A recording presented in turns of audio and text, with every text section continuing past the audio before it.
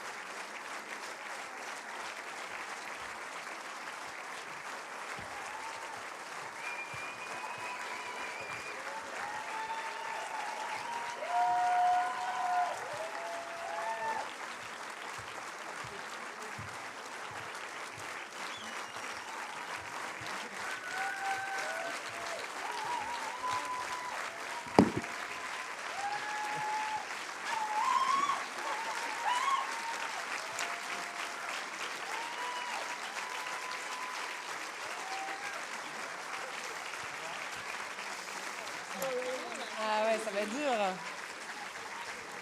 Venez, venez, on avance. Je veux venir sur la ligne. Oui, oui, oui. Stop. Elle ne s'arrête jamais. Jamais 203. Hey. Rebonsoir. Alors, comment ça va se passer? Je vais ouvrir le bal des questions et puis je vais laisser la place à vous à poser vos questions. Il y aura un micro qui pourra passer dans le public. Si jamais quelqu'un a des questions en néerlandais ou en anglais, on peut sûrement même se débrouiller dans d'autres langues. Voilà, on fera en sorte que. N'hésitez pas. Merci déjà à tous d'être là ce soir et d'être aussi bello. C'est super, on est vraiment très heureux. Je l'avais déjà dit. Je vais commencer par toi, Elisa. C'est une question qu'on pose toujours au Palace pour commencer, parce que c'est un peu inévitable d'après nous. C'est un peu la genèse du projet. Comment est-ce que tout a commencé? Tout a commencé pendant le Covid. Maintenant, on peut le dire parce qu'on est entre nous. Sur les médias, on ne le dit pas, on dit que c'est post-Covid, mais en plein Covid, Notala Odené. Et en fait, un soir, j'étais à la Casa et j'ai découvert le sublime show de Lily Besmerle, qui avait des enregistrements de sa grand-mère qu'elle passait dans une sublime robe blanche. Et j'ai été émue aux larmes et vraiment, j'ai été bouleversée. Et donc, j'ai découvert Notala ce soir-là et voilà, tout c'était incroyable. Flamboyante. Et donc, je me suis dit qu'il y avait peut-être quelque chose à faire, quelque chose à transmettre. Ça m'avait tellement émue que je crois que c'est le meilleur moyen de communiquer et de chambouler un peu les têtes, c'est d'être pris et prise par l'émotion. Et donc, je les ai abordés. J'ai dit, est-ce que je peux vous suivre? Est-ce qu'on ne ferait pas un film? Oui. Je demandais pour que se mette un arc de sac pour vous voir parler. Oui, c'est vrai. Ok. Donc voilà. Et donc, la jeunesse du projet, ça a commencé comme ça. Et puis voilà, ça fait 4 ans plus tard, on les a suivis. Je les ai suivis et on en est là. Et du coup, le choix des protagonistes a été évident, ou est-ce qu'il y avait d'autres personnes que tu avais en tête et ça n'a pas été possible pour l'une ou l'autre?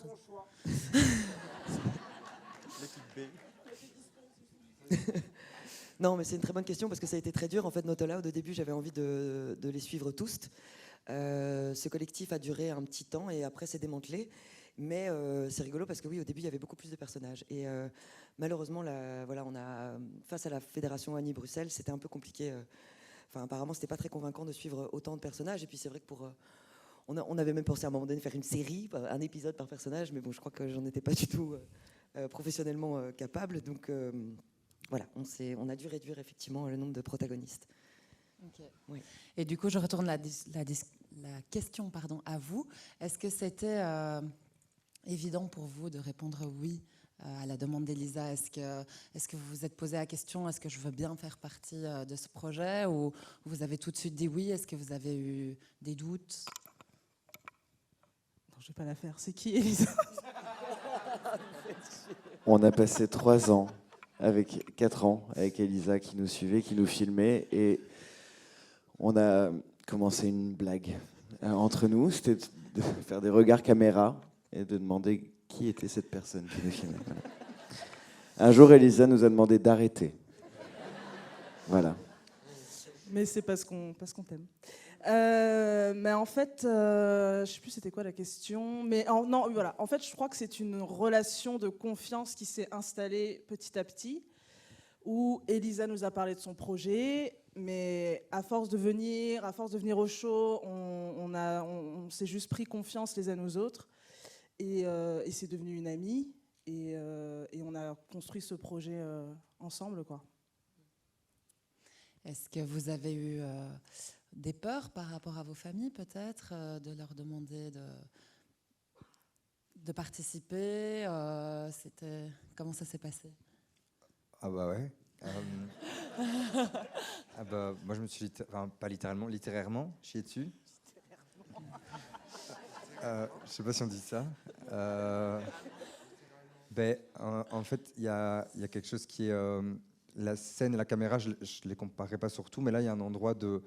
moi, je sais de protection quand on est sur scène, ou un peu avec une caméra, où autant on est naturel, autant ça permet d'avoir quelque chose d'autre que la confrontation entre deux regards.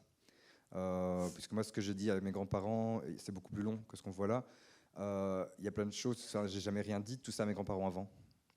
Et c'est dans le cadre de 3 ans de tournage, de confiance, parce que on voit Elisa, mais en fait, il y avait aussi, je pense à Diana, je pense à Edith, qui était là au son, à la caméra, qui en fait, les 3 créaient un cadre qui était tellement bienveillant, qu'en fait, on pouvait tout doucement parler d'autre chose que le quoi de neuf, que comment vous vivez votre famille. Ça allait de plus en plus loin, et parce que moi, je n'avais jamais eu d'expérience de documentaire avant, ni de film d'ailleurs, et du coup, c'est ça qui a permis. Mais avant ça, ouais, moi, mes parents vont voir le film fin du mois, ils le savent toujours pas, donc c'est moi, en tout cas, j'ai très très peur, quoi. Peut-être vous avez d'autres retours? Oui, et en même temps, ils ont tous été d'accord pour être dans le film. Et en tout cas, nos familles qui sont dans le film n'ont pas réfléchi 2 secondes pour y être. Il y avait une vraie volonté aussi des familles. Et, non, mais c'est vrai. On les a pas forcés, on les a pas payés. Ils avaient vraiment. Moi, je sais quand j'ai demandé à ma mère, est-ce que ça te dit est-ce que ça te va si on t'interviewe et tout, elle a dit oui. Et vos grands-parents, vos parents aussi? Drag Queen, pas l'air sûr. Si, ils ont dit oui, mais ils ont peur. Et encore hier, je leur ai sonné pour les rassurer. Mais ouais, ils ont peur de... Enfin, voilà, oui. Et c'est normal, je pense. Mais c'est grâce aussi à leurs paroles qu'on va pouvoir toucher d'autres personnes. Et du coup, c'est hyper fort même d'avoir accepté... parce qu'ils ont été assez vulnérables, ils ont été eux-mêmes, quoi. Et comme nous, mais nous on le fait parce qu'on a envie de changer les choses, mais eux ils le font purement pour nous. Et enfin, en tout cas dans ma famille, je parle. Et ça, c'est trop beau. Mais ça me fait peur aussi. Ce sera à Liège, mais voilà. Mais j'ajouterais que moi, j'avoue que j'ai utilisé le film comme prétexte aussi pour leur dire ces mots, et en me disant, au moins ça va le faire le taf. Et j'aurais pas à le faire parce que j'ai peur et j'ai la flemme aussi. C'est un mélange des deux, mais qui est nourri par la peur. Et du coup, c'était la caméra, elle a permis ça aussi. Et la caméra et les copines qui entouraient cette caméra, elle a permis de dire les mots. Et c'était toi qui posais les questions au final. Donc, c'est pas moi qui ai dû les poser. Donc, merci pour ça. Mais, oui, je me permets une remarque qui n'est pas une question, mais c'est que vous donnez du courage aussi à nous tous de poser ces questions avec nos familles. Je voulais aussi poser la question du comment tu travailles. Est-ce que tu as toujours ta caméra avec toi, ou est-ce que tu discutes des choses à l'avance? Est-ce que tu dis à la famille, ok, là, vous allez parler, vous allez un peu dire ça, ou qu'est-ce que vous diriez à ce moment-là normalement? Ou est-ce que tu arrives avec ta caméra et boum, tu ne leur laisses pas le choix? Comment ça se passe? Alors cette fois-ci, c'était un peu une vraie production avec Rayuela. Et donc j'ai essayé de garder un maximum ma casquette de réalisatrice, même si ma caméra était toujours pas loin.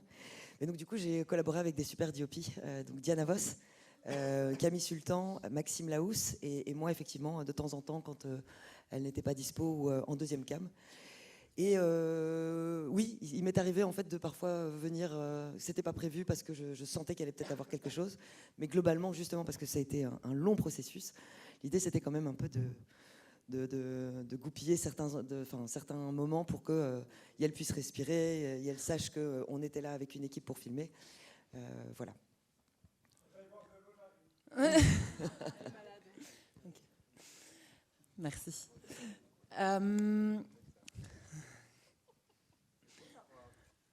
Oui, surtout de côté. Est-ce que le résultat que vous aviez imaginé, comment dire, c'est la première fois que vous le voyez ce soir. Est-ce que, vous imaginez... On applaudit Lily Besmerle. Même pas la peine de dire à poil. Elle est déjà. Quelle efficacité. Oui, donc... Du coup, le film, oui. Oui, c'est de ça qu'on parle, oui, c'est pour ça qu'on est là. C'est mon travail de ramener on l'a vu, Elisa a fait une petite projection chez elle cet hiver, où on a vu le film brut et le montage, le montage presque définitif, mais c'était avant qu'il passe en post-prod. Et là, j'ai redécouvert encore des images et un montage encore différent, avec un étalonnage, tout à fait. J'ai appris un mot, tout à fait, qui n'a rien à voir avec les étalons. Et le film, j'ai pas les mots. En fait, je crois que si je devais expliquer ce qu'est la queerness à Bruxelles, je montrerais ce film et tout est dedans, en fait. Complètement.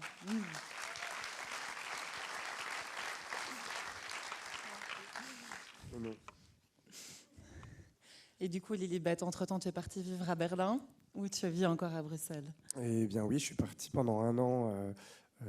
J'ai fait des allers-retours et je suis allé un peu me ressourcer, comprendre aussi comment pouvait fonctionner une ville avec des codes beaucoup plus queer, beaucoup plus inclusifs, pour aussi essayer de le ramener un petit peu ici.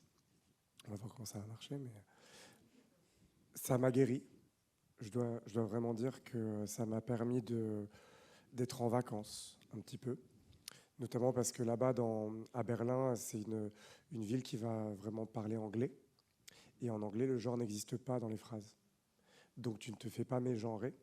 Mais aussi la politesse francophone de dire bonjour monsieur, madame quand tu rentres dans une boutique n'existe pas non plus. Donc vraiment, j'étais en vacances. Et tu te retrouves à être, à être fêté dans les rues. Et ça change. Après, c'est pas non plus une ville super idyllique. Il y a plein d'autres choses qu'on pourrait considérer comme négatives là-bas, quoi. Mais de pouvoir y aller de temps en temps, là maintenant, ça me fait du bien. Est-ce qu'on peut espérer ça pour Bruxelles? Pardon. Qu'est-ce que vous en pensez? Eh ben, oui, voilà, vous avez 1 heure. C'est parti. Est-ce qu'il y a déjà, sinon, des questions du public? Alors, on va faire passer un micro. Nicolas, d'habitude, c'est lui qui pose les questions, c'est moi qui passe au micro. Est-ce que... il ne faut pas avoir peur, il n'y a pas de bêtes questions, on est là pour partager ensemble. C'est une question pour Lilibet. Est-ce que tu as avancé sur ton livre? Sans pression, pardon. Ouais. Oui. Oui, je découvre ce que c'est qu'écrire un livre, et donc c'est quelque chose assez intense, notamment parce que moi, ma pratique d'écriture, elle est performative d'abord, donc elle n'est pas forcément faite pour être sur du papier, elle est faite pour être dite, déclamée, pour être transmise directement avec un public. Et donc là, je me confronte à comment rendre sur le papier ma manière de dire, ma manière de casser les phrases, de ramener de l'émotion. Et donc ça avance. Ça sera prêt dans 1 an, un peu moins d'1 an. Ouais.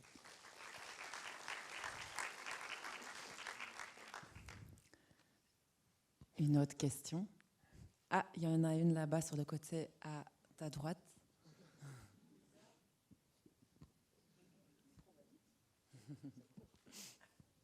Bonsoir.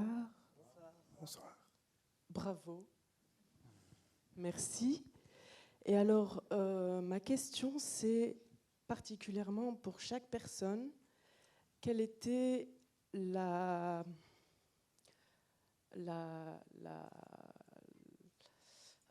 c'est les personnes là, comment dire, pour vous, la motivation qui vous a amené à vous investir dans ce projet?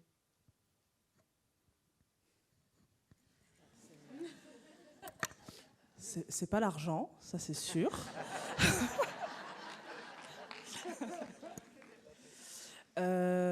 Moi j'ai beaucoup parlé déjà. Cohen, t'as pas beaucoup parlé? Je fais des images, moi. La motivation. Très personnellement, je sais que c'était dans l'endroit où tu travaillais avant que tu nous as demandé ça, Lily, Bess, Blanquette et moi au départ. Et en fait, à chaque fois moi maintenant, mais à chaque fois que j'écoutais Lily, Bess et Blanquette parler, j'apprenais énormément sur la vie, mais aussi sur moi-même. Et je m'aimais à travers leurs mots. Et le fait d'avoir un nouveau projet encore avec elle, ça m'a grave motivé. Je me dire que j'allais apprendre encore sur mon genre, le genre en général. Et du coup, je me souviens que cette discussion, j'étais là, waouh, ah ouais, c'est ça que je ressens aussi. Parce qu'on avait du coup parlé de genre, etc. Et j'avais écrit des trucs dans mon téléphone en mode, ah, c'est ça, je suis cette personne. Et du coup, le film et être entouré de ces personnes-là, c'est que ça au quotidien. Du coup, moi, c'était ça, mon kiff. Et aussi parce que j'avais vu Les Nouvelles Guerrières et que j'avais trop kiffé et qu'on s'était déjà rencontrés. Et ça faisait aussi partie de ça. Et parce que je trouve que Elisa Vedeka est trop badass. Voilà.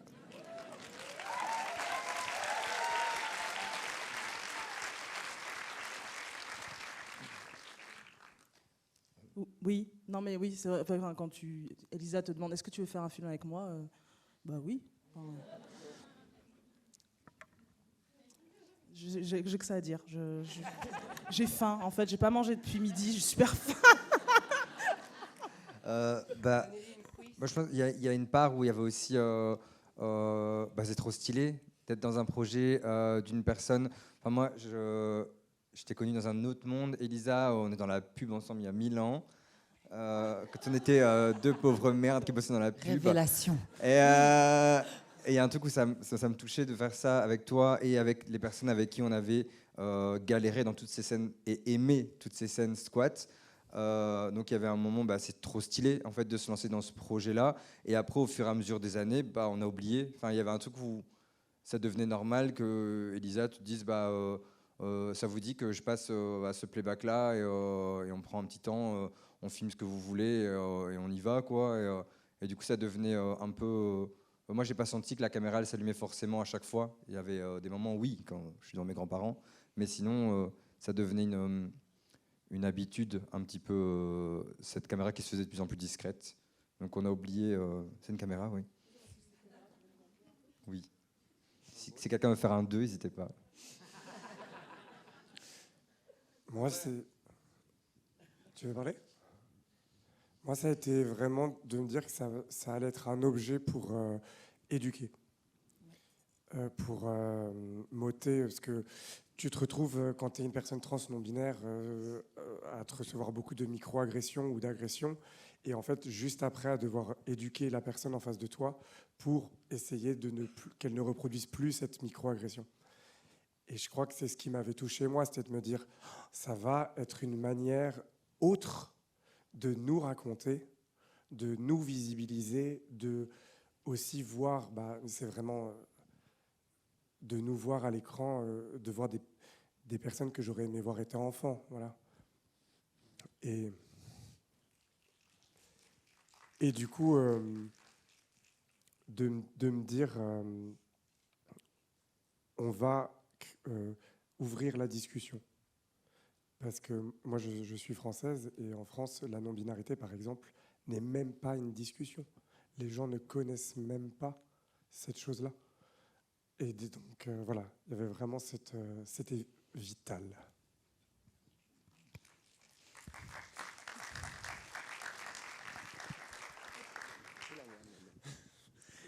J'ai une question pour la personne qui a posé la question. Parce que je ne suis pas vraiment certain est-ce que le sujet, c'était le drag et performer? Qu'est-ce qui nous a motivés à performer ou qu'est-ce qui nous a motivés à participer au film sur nos performances? J'étais pas vraiment certain.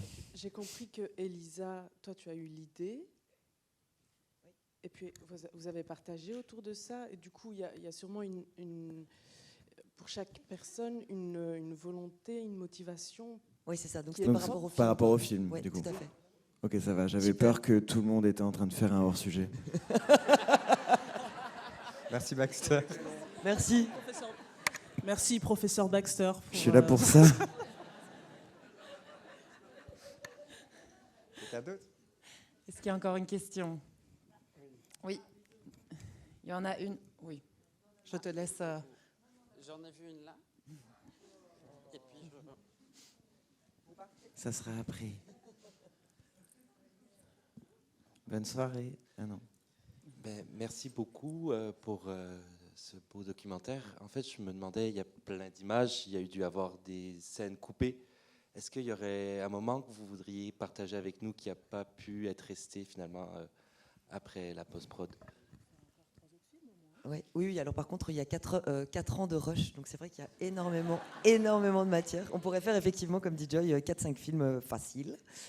C'est une colle, parce que du coup, avec l'émotion, j'avoue que je suis un peu perdue. Mais qu'est-ce qu'on n'a pas mis? Il y avait une magnifique performance de Massy, donc Blanquette la Goulue, de Comme d'habitude, qu'on a dû... Ouais.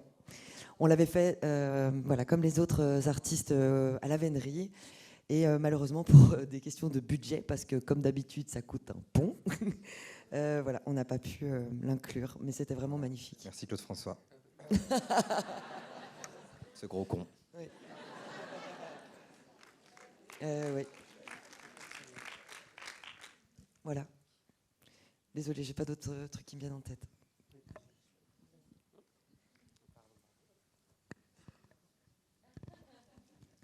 Et moi, je voulais juste faire l'inverse de ta... Je vais te répondre, mais dans l'inverse de ta question, il y a aussi des moments qui ont été filmés où j'ai un profond respect pour Elisa. Je ne sais pas si ça se passe comme ça dans tous les films documentaires, où en fait notre malaise, ou en tout cas le mien, je parle en jeu, mon malaise, mon inconfort avec certaines scènes a été complètement entendu. Et du coup, même si ça pouvait peut-être être intéressant pour le film de les mettre, n'ont pas été mises. Et ça, c'est du coup à l'inverse des rushs qui ont été supprimés parce que moi j'étais pas à l'aise, même si c'était peut-être intéressant ce que je disais, comme toujours.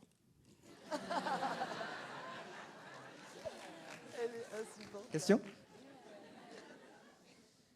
Moi, je voulais juste dire un grand merci et je sais que ça a été pas évident ces 4 ans et j'espère que maintenant, quand on dira Elisabeth Deka, tout le monde signera en dessous parce que c'était merveilleux et je pense que ça aide énormément de personnes d'entre nous à pouvoir aussi assumer des choses auprès de nos familles. Enfin, j'ai l'impression que c'est quelque chose que tu peux leur donner et leur dire voilà, maintenant vous pouvez me comprendre et c'est assez incroyable. Donc merci beaucoup et merci pour toute la souffrance et la joie que vous avez partagée.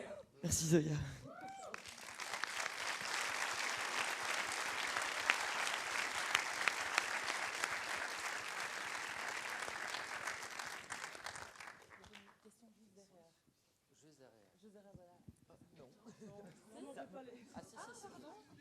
c'est le poids de la dernière. Il n'y a pas une question là-bas? Qui avait une question? Dites quelque chose. C'est le poids de la dernière question. Est-ce qu'on peut le faire balader comme ça dans toute la scène? Vous avez été tiré au sort. Levez-vous. Bon, c'est tout? Ah ben voilà. Devant. Ouais. Donc oui, Diane avait Trop de raison. questions. Ah voilà, quand même. Alors, Bonsoir. C'est une question pour Quen. C'est quoi la différence entre tournée Drag Race et tournée Famille Choisie? C'est produit par la... C'est sa perruque. La différence, elle est énorme. C'est produit par... ça, c'est la similitude. Mais... oui, je sais. Attendez, je réfléchis. Mais... non, alors... non, il y a un truc. C'est vrai que... moi, ici, en tout cas en venant ici, voir ici, je me suis jamais aussi senti vulnérable et stressé. Alors que chaque épisode de Drag Race qui sortait, j'étais dans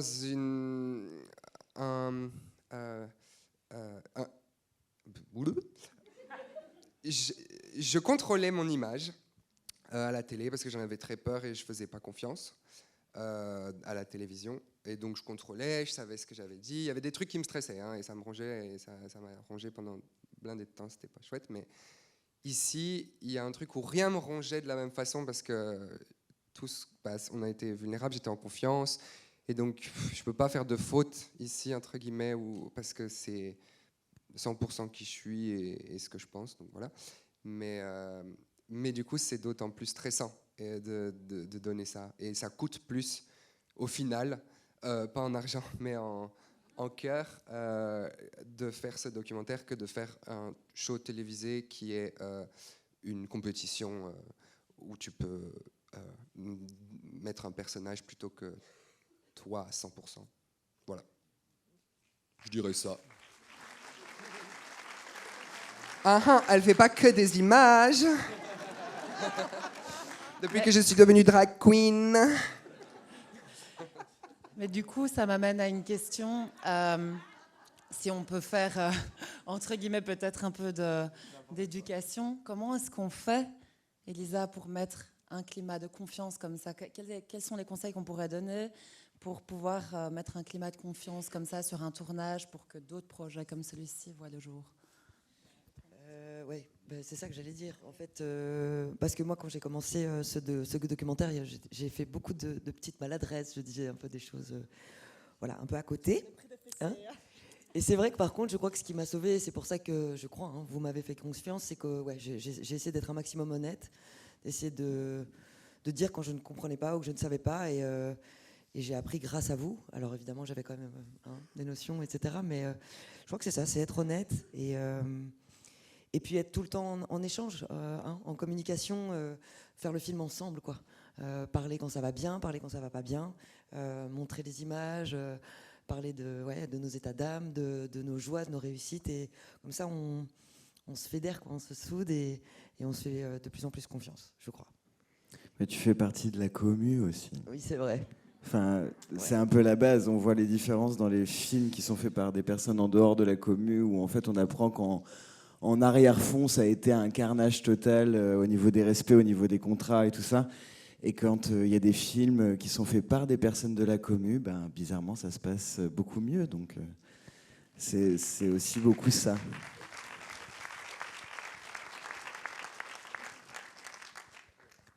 Et je sais pas comment dire ça, mais je crois qu'on se rend pas compte en voyant ce film, et je m'en rends pas compte en le voyant là, mais je sais dans la réalité à quel point Elisa a pris un temps monstrueux pour répondre à nos besoins, et s'est constamment mis à notre hauteur. Et moi en tout cas, j'ai jamais senti de cadre et d'obligation où j'étais là. Je regrette quand même d'avoir participé à ce film. Et il y a un truc où, 4 ans, c'est long, c'est de la patience, c'est des sacrifices énormes pour elle aussi, colossaux. Donc je pense que quand on parle de soins, de comment on fait la bienveillance, ce mot qu'on utilise à tout va comme un tupperware, il y a un endroit où le temps, la patience et la remise en question de soi-même, on ne peut pas faire sans. Et c'est ce dont Elisa a été capable, et c'est ce que je souhaite à tous les artistes qui dirigent des projets. C'est si elles veulent parler de bienveillance, qu'elles se mettent au diapason de ce dont elles parlent, qu'elles se mettent comment dire encore ce mot, alignées, et aussi que ces personnes parlent de ce qu'elles savent, ou du moins qu'elles apprennent, et qu'elles ne parlent pas pour les autres. Et c'est ce qu'Elisa a fait.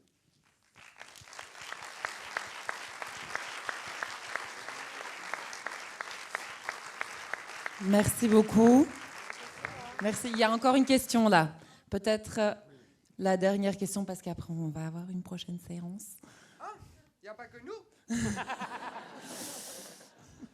Il y a le verre au Grand Carme. Mais il y a le verre au Grand Carme. Et te pète pas la figure. Après, il y a un film sur est-ce que c'est difficile d'être hétérosexuel en 2025 ou pas. La réponse est... Non, c'est jeune mère bientôt. Ah, c'est vrai. Vous avez vu. C'est vrai. Je viendrai en drague. Oui, s'il te plaît. Je suis sûre que les Dardennes adoreront. Bonsoir. Déjà, magnifique film. Merci à tous pour ce moment. J'ai beaucoup ri, c'était émouvant. Enfin bref. Vous parlez d'un aspect Enfin, on aborde un aspect dans le film de bouger. Par exemple, venir à Bruxelles, aller à Berlin. Ce qui me fait... Peut-être je vais utiliser un mot fort, je m'excuse déjà à l'avance, mais ce qui me fait beaucoup écho, c'est le terme de réfugié, en fait, même dans les communautés queer et dans le drag, parce que quelque part, on bouge comme un réfugié. Et beaucoup de personnes de la communauté, moi-même, d'autres personnes, par exemple, quittent la campagne pour venir dans les villes, parce qu'à la campagne, en fait, ça n'existe pas. Quel est votre avis là-dessus, à tous? Est-ce que vous aussi, vous avez dû, par exemple, quitter la campagne? Est-ce que vous avez réussi à atteindre, par exemple, en Belgique, par exemple, où la non-binarité est un peu plus reconnue qu'en France, est-ce que vous pensez qu'un jour on le reconnaîtra à la campagne?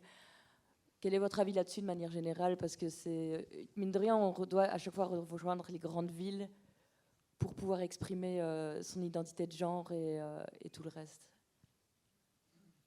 Moi, je peux juste répondre très directement que je connais beaucoup d'exemples en fait de l'inverse, de plein de communautés queer qui retournent en campagne, mais plus en France, qui créent des colloques, qui créent des écoles.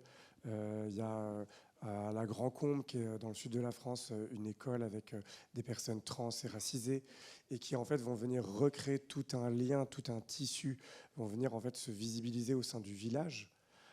Et parce qu'en fait, on a... Bon, moi, voilà, je suis parti de ma campagne aussi par peur. Mais parfois, la grande ville est moins sécuritaire encore. Parce qu'il y a l'anonymat. Alors qu'en fait, dans ton village, on va te connaître, on va peut-être te respecter, tu peux créer un dialogue, tu peux commencer à faire des choses. Et je crois qu'il y a un site internet, Queer Map ou quelque chose comme ça, qui reprend en fait toutes les collectives comme ça en France, queer. Et donc tu peux aller, des fois tu peux aller en vacances là-bas, par exemple. Il y en a qui ont une ferme et ils ont besoin d'aide, et hop, t'y vas. Donc voilà, il y a un mouvement qui est en train d'être fait. Voilà. Oui, moi j'ai un peu un autre avis. En fait, venant aussi d'une petite ville, pas de la campagne où il y a plus... Enfin bref, pas de la campagne, mais quand même d'une petite ville. En fait, ce qui nous manque, c'est les représentations. Moi, donc je viens à Mâcon, en Bourgogne, voilà, s'il y en a qui connaissent. On n'a pas j'ai jamais eu de représentation queer là où j'étais, à l'école. Je suis restée amie avec une seule personne queer et on a fait nos coming out après. Donc c'est une réalité. Et c'est pour ça que les gens se réfugient en ville où il y a du coup plus de monde et statistiquement plus de personnes queer. Et en même temps, c'est dommage parce qu'effectivement, il faudrait que ces personnes queer restent dans les campagnes si on veut qu'il y ait des représentations et que voilà, du coup c'est un peu le serpent qui se mord la queue. Mais il y a aussi moins d'accès au savoir. Et là, je pense... je sais pas, il y a moins de ressources en fait. Et la question c'est comment faire pour qu'il y ait autant de ressources en campagne qu'en ville. Comment faire pour que nous qui avons accès facilement ici à des ressources, à des cercles de parole, à des expositions, à aller voir des shows, à lire, à voir de la poésie qui parle de ça, comment faire pour qu'il y en ait autant dans les milieux plus ruraux, quoi. Parce que tout le monde mérite d'avoir cet accès-là et c'est aussi comme ça qu'on combattra l'homophobie et le racisme et tout ça. Voilà.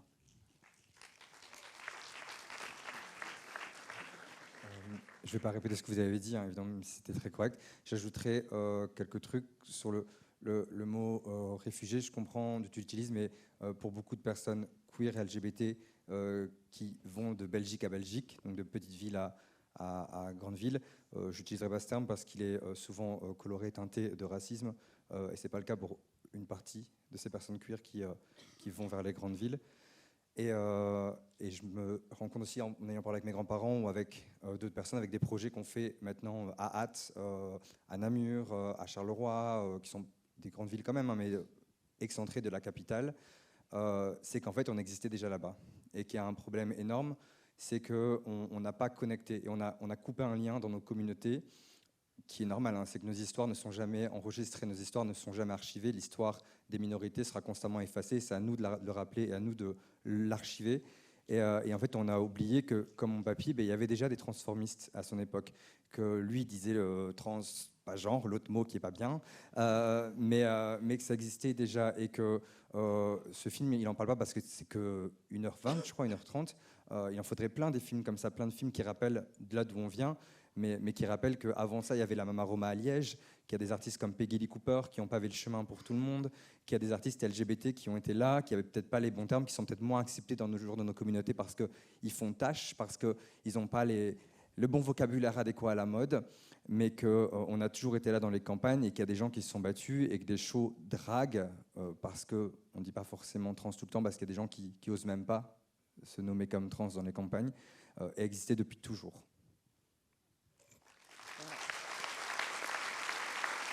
Et donc, essayons de faire le chemin et d'aller voir dans les campagnes ce qui se passe, d'aller encourager ces personnes, d'avoir un vrai retour en arrière là-dedans aussi, d'aller favoriser la culture là-bas, quoi. On y va. Allez, On y va. Maintenant. Tout le monde. Merci beaucoup. Merci à vous. Du coup,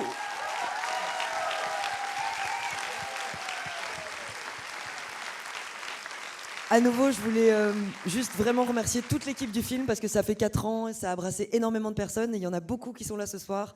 Il y a les absents, mais en tout cas, merci à cette team de feu parce que je trouve qu'on a fait vraiment tous un travail ensemble incroyable. Vraiment, merci.